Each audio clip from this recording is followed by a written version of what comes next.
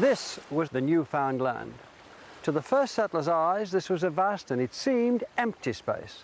And yet it's because of their first determined steps onto this soil nearly 400 years ago that English would one day speak for America.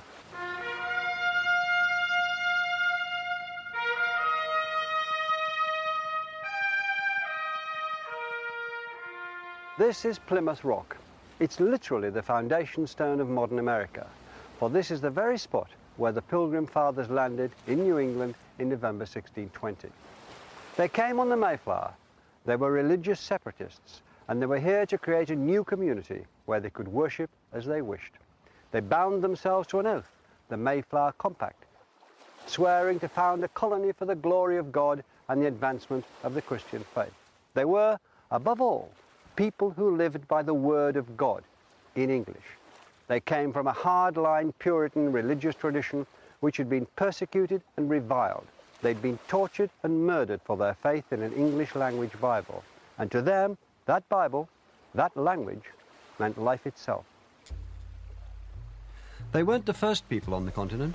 Native Americans had been here for 30,000 years, and the woods and the plains rang with the sounds of hundreds of their languages.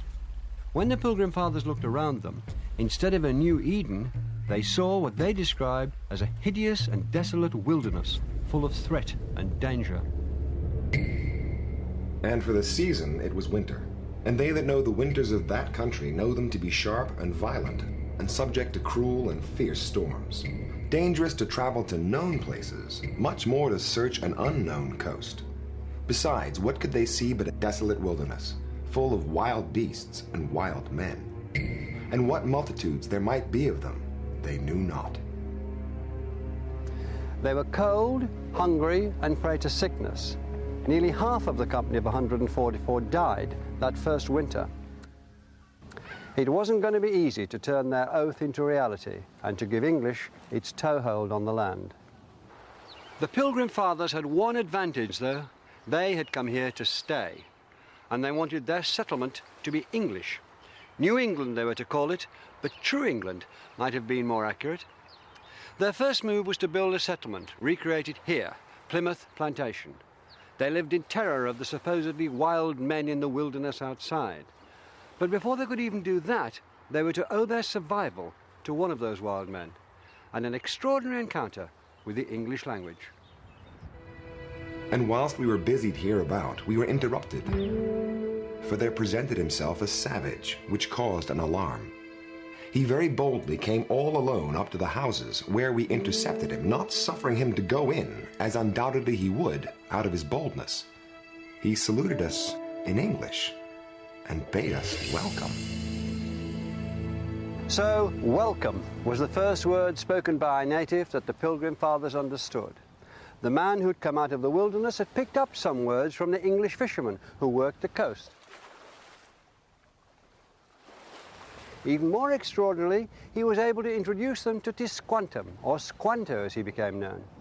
He is the most important man in this chapter of the adventure of English. He'd been kidnapped by English sailors 15 years before, taken to London where he was trained to be a guide and interpreter and learned English.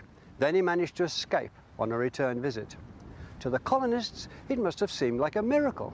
It was the most unlikely of all coincidences that they should have settled near the tribal home of the man who was almost certainly the only English speaker for hundreds of miles around.